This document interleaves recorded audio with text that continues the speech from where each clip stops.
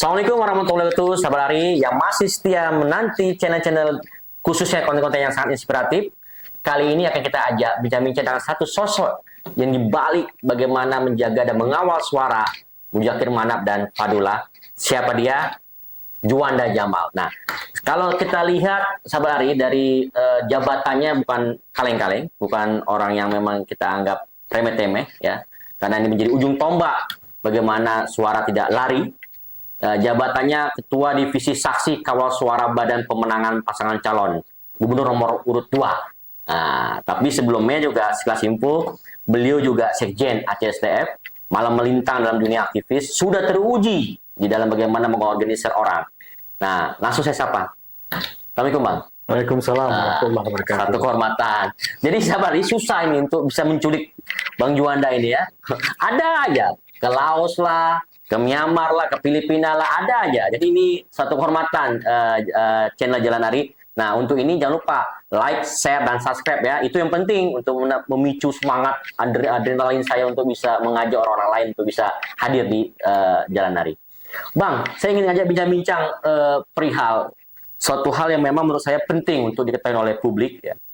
Ini kan tidak mudah untuk mengawal suara, khususnya di Pilkada 2024. Banyak cara, banyak penyimpangan, banyak kecurangan. Kalau tidak ada saksi, kalau tidak ada pengawalan suara, maka bisa dipastikan akan loss, akan hilang suara-suara dari paslon 02. Ini Mudzakhir Manap dan Fadullah atau Mualim dan Difat. Bisa ceritakan Bang, bagaimana dedikasi Abang untuk mengawal suara ini?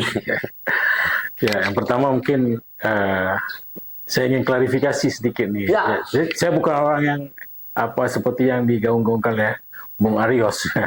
Kebiasaan saya setiap pagi itu ke sawah, Bung Arios. Ya. Ini merendah, jadi harap bisa dibedakan mana yang merendah diri, mana yang real ya, sahabat. Karena saya lagi menggagas namanya gerakan Sibrih kan gitu. Ya. Jadi saya ingin dorong supaya Aceh ini bisa menjadi bisa menjawab lah tantangan global dan regional, nasional, dan juga Aceh itu sendiri untuk menjadikan kita tahan akan pangan kita lah ke depan lah gitu. Itu yang sedang saya coba fokus sekarang ini. Keterlibatan saya di dalam pemenangan ini sebenarnya memang dasarnya saya ini kan salah satu pengurus Partai Aceh di DPP Partai Aceh, dan juga sebulan sebelum ini juga saya dimintakan oleh Mualim untuk menjadi PJ Ketua DPW Banda Aceh, PA Banda Aceh.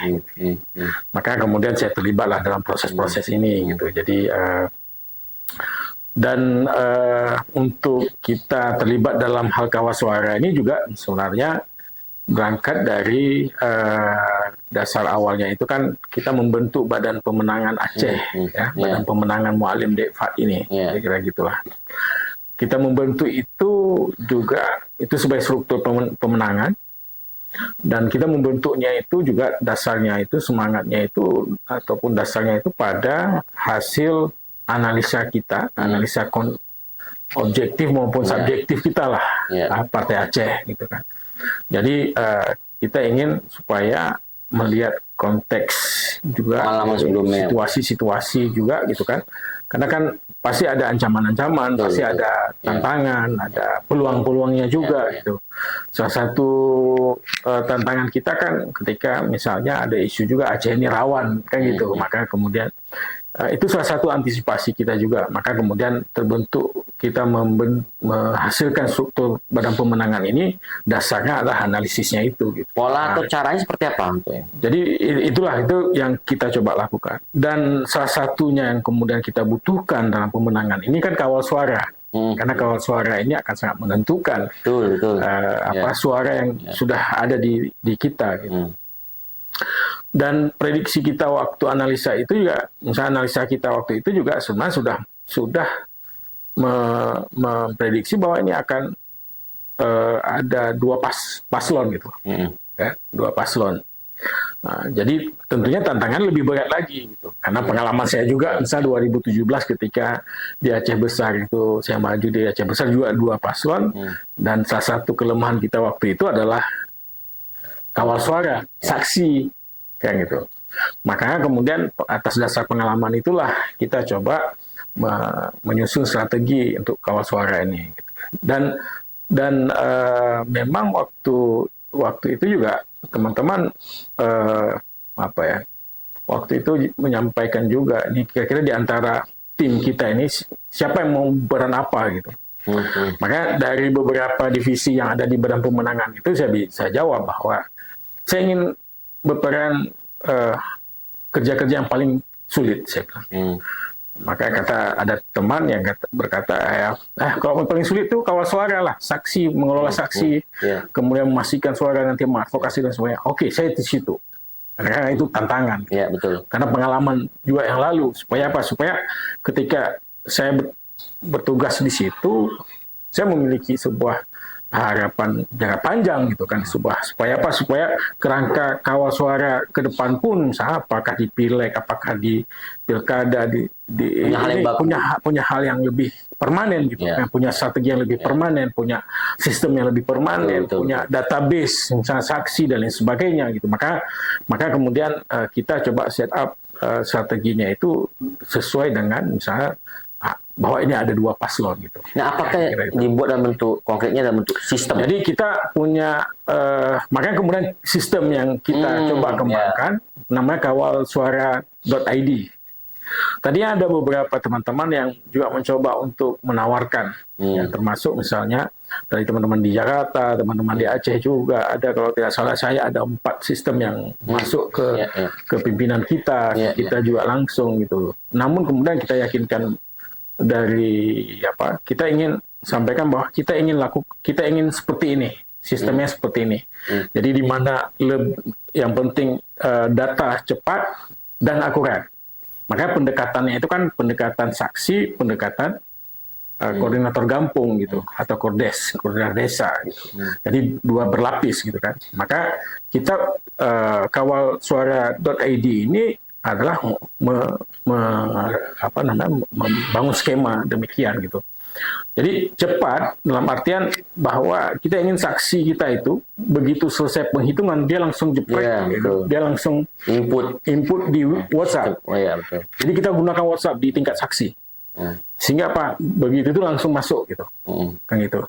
Nah, kemudian untuk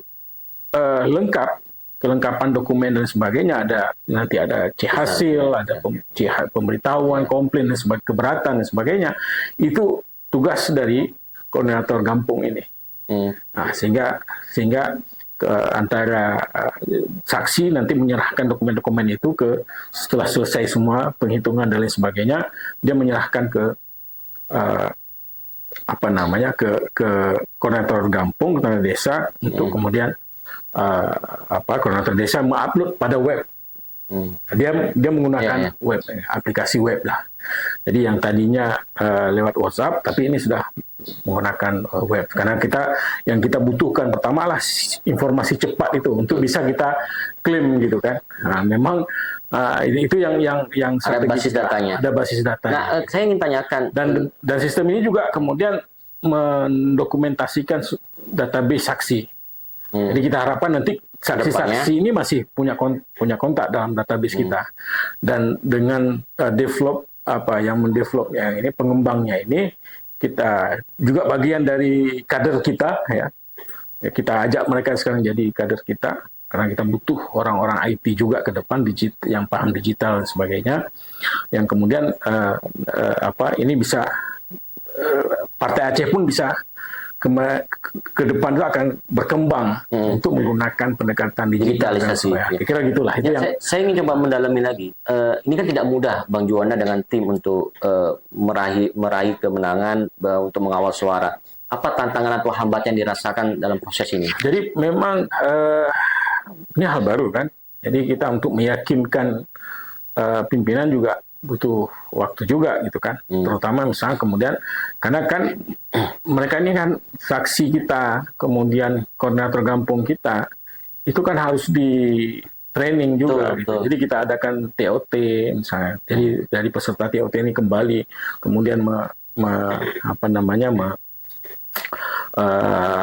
melatih yang di sana gitu. Jadi tentunya kan dalam hal ini butuh biaya kan gitu. Jadi di situ mungkin agak sedikit terhambat kemarin itu. Gitu. Tapi alhamdulillah dengan waktu yang sangat singkat, kemudian target kita turunkan tadinya supaya koordinator Gampung bisa lebih ambil peran. Tapi yang paling penting adalah dari TPS bisa langsung kirimkan informasi hasil pemungutan suara secara cepat gitu. Tapi alhamdulillah kedua-duanya kalau peran koordinator Gampung kita itu sekitar mungkin 67% masuk semua dokumen gitu. Nah ini kan ada informasi dari jaringan survei inisiatif Sahabat Ari, di mana jaringan survei inisiatif membentuk lembaga pemantau pilkada. Ada yang menarik bahwa saksi yang dibangun oleh tim Paslon 02 itu memiliki jiwa militansi dan loyalitas yang tinggi. Nah, apa yang menyebabkan mereka bisa seperti itu, Bang? Ya, sebenarnya di beberapa daerah itu memang tadinya kan kita instruksikan gini, kita karena ini ke digital, pendekatan digital, kita instruksikan kalau bisa saksinya di bawah 40 umurnya gitu. Tapi kemudian yang nomor 2-nya kita, tapi nggak apa-apa juga di atas itu, yang penting dia punya HP Android gitu kan. Jadi dia bisa menggunakan WhatsApp gitu. Jadi banyak juga, jadi mayoritas dari saksi ini sebenarnya juga sudah pernah menjadi saksi sebelumnya. Jadi kita tidak sulit lagi dalam men-training mereka gitu.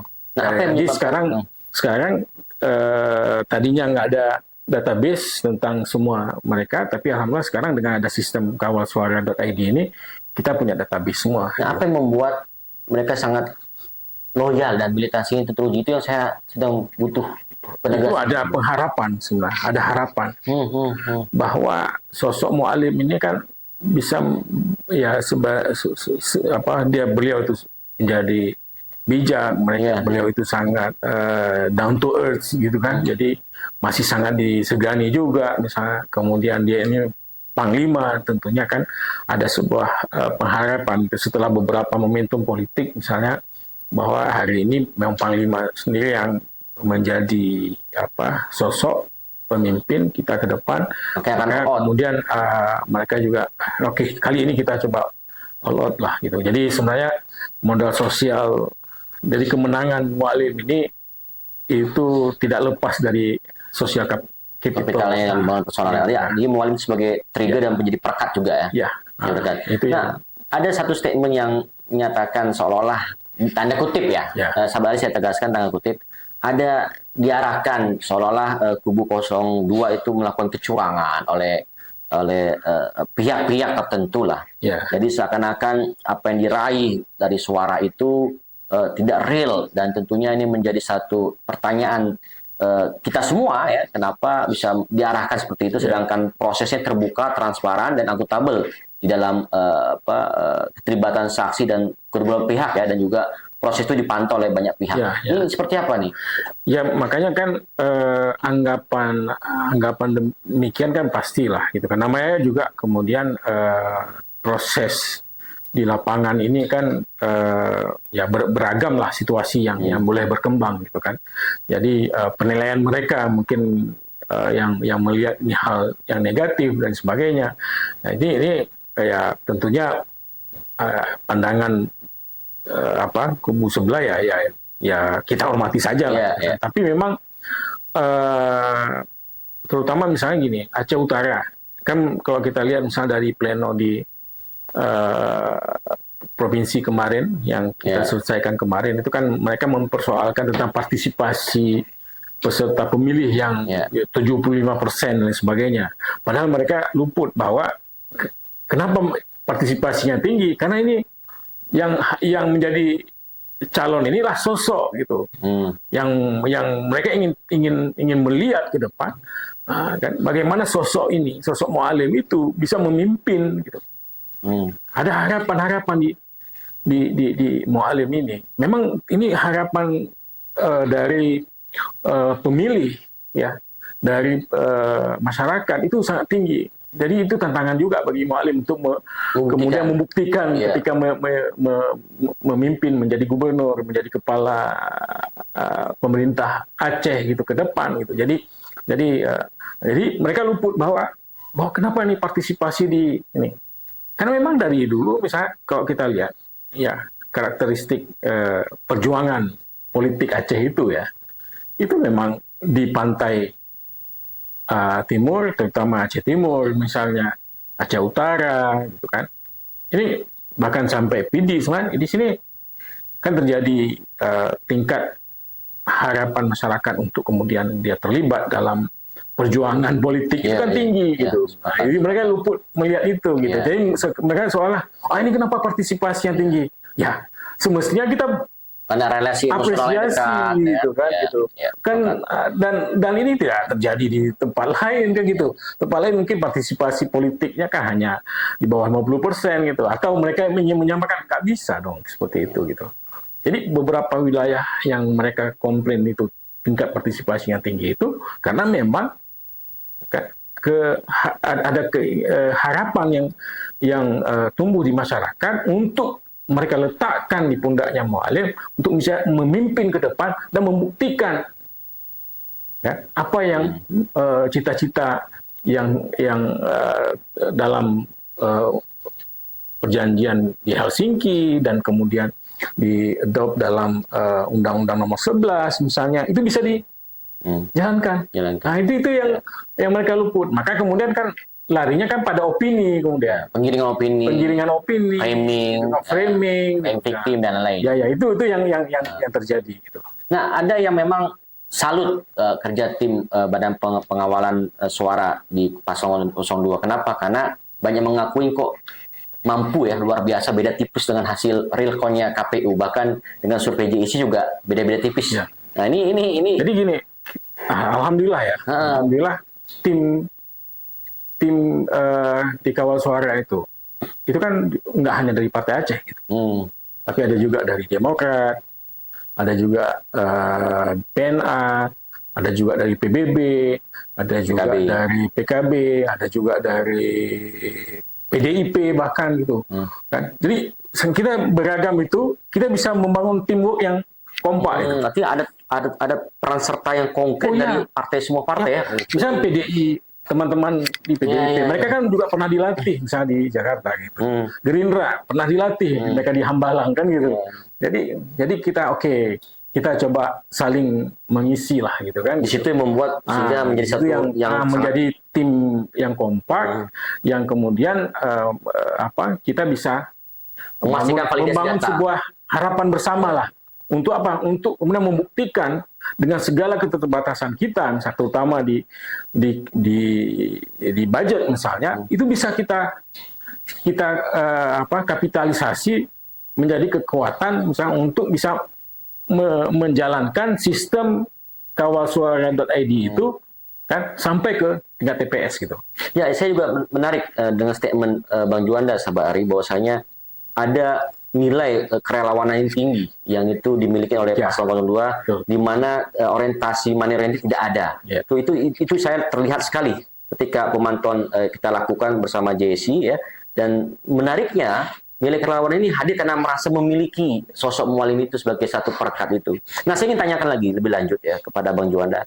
Dengan apa yang sudah ada dilahirkan dan sudah dibesarkan bahwa Abang sudah punya tabulasi data tentang saksi, dan tentunya kan tidak segitu selesainya urusan. Ada tanggung jawab moral di mana membuat pelatihan untuk saksi, memberdayakan saksi ataupun bentuk lainnya.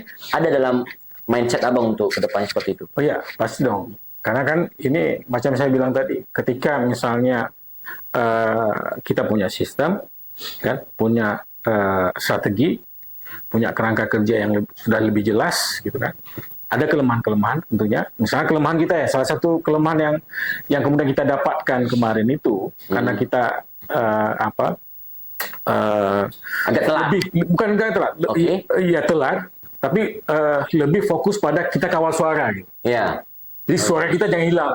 Itu penekanan yang disampaikan. Suara kita jangan hilang. Gitu. Kita luput kemudian misalnya mengarahkan koordinator Gampung misalnya untuk mengawasi, memantau pelanggaran-pelanggaran yang dilakukan oleh itu itu kelemahan kita kemarin. Betul. Terus terang. Sepakat.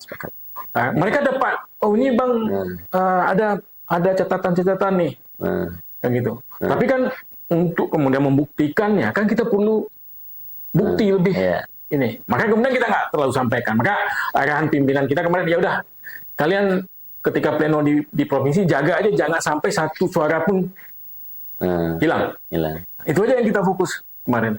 Makanya kadang-kadang kami ya udah jadi diam atau kemudian counter beberapa mengawal pada proses jalannya pleno gitu kan, sehingga memang kan komplain-komplain yang datang dari teman-teman saksi 01 kemarin banyak gitu, tapi ya alhamdulillah tidak ada satu suara pun yang hilang. Itu kelemahannya. Maka kemudian kita ingin memperbaiki yang ke depan. Jadi kita sedang membuat satu laporan tentang kerja kita ini, tentang sistem kita ini, yang kemudian apa yang kemudian mesti dilakukan ke depan. Jadi bahkan misalnya saksi ke depan pun itu memang harus dipersiapkan jauh hari, kan gitu. Termasuk sampai misalnya distribusi honor mereka gitu. Kalau bisa kita buat kontrak langsung dengan saksi, kita nggak akan biaya nggak akan hilang di jalan sana. Sampai seperti itu kita ingin tawarkan itu. Jadi proposal itu lagi kita akan buat laporannya, kita akan buat apa rekomendasi untuk memperbaiki sistem ini ke depan, dan harapan kita persoalan saksi ini bisa terjawab satu di Partai Aceh ke depan, dan akan lebih. Karena kita sekarang sudah punya database, kita seleksi lagi dari saksi-saksi yang ada itu, mana yang terus akan kita jaga gitu kan, mana yang harus kita ganti, mana itu. Selain itu juga ini kan juga bisa menjadi kader. Betul, sepakat. Kan gitu, kader. Kita punya sistem, tinggal kita sebarkan, misalnya ada pengetahuan baru, ada wawasan baru, ada informasi baru yang ada di DPP Partai Aceh, kita bisa sebarkan. Jadi kader ini nanti bisa menjadi sistem sel yang bukan hanya kemudian bekerja untuk membangun kerja-kerja kawal suara di pileg maupun di pilkada ke depan, tapi juga kemudian bisa menjadi jaringan ke akar rumput, sehingga bisa lebih secara kelembagaan partai itu akan lebih kuat lah ke depan. Gitu. Jadi itu yang menurut saya salah satu yang kemudian bisa menjawab juga karena kan gini, kalau misalnya memang di partai itu kan ada wilayah, kan ada di kecamatan misalnya, ada sago sampai ke kampung gitu. Tapi kadang-kadang kita perlu juga jaringan lain yang kemudian bisa membackup ini gitu. Jadi ke depan kita akan coba arahkan demikian gitu. Jadi saksi-saksi ini akan kita coba upgrade, yang kosong akan kita coba isi, sehingga yang tadinya misalnya kita belum maksimal hasil pada pilkada kali ini, ke depan itu akan lebih maksimal, dan kita persiapkan lebih jauh hari lebih sebelum hari H itu. Gitu. Bang Juanda sebagai ketua divisi untuk kawal suara, apa pesan bijak ataupun hal-hal yang Abang sampaikan kepada saksi yang sudah berkontribusi untuk pemenangan Mualim, dan juga kepada masyarakat Aceh yang sudah memberikan suaranya sehingga Mualim mampu mengantarkan Mualim dan Depat sebagai pimpinan ke depan untuk Aceh untuk 5 tahun ke depannya? Ya, yang pertama mungkin voluntarism yang ada di mereka hari ini luar biasa. Kesukarelawanan tadi itu ini luar biasa. Padahal misalnya untuk biaya semacam itu kan menjelang hari yang kita siapkan gitu. Tapi mereka dari awal sudah tidak mempertanyakan. Jadi ini sungguh luar biasa. Kemudian yang kedua, bahwa mari ini jaringan yang sudah kita bangun ini kita akan terus jaga, yang kemudian kita padukan dengan partai ya di tingkat bawah sampai ke DPP, yang sehingga komunikasi yang bisa, relasi yang sudah terbangun dengan ini bisa kita kokohkan ke depan.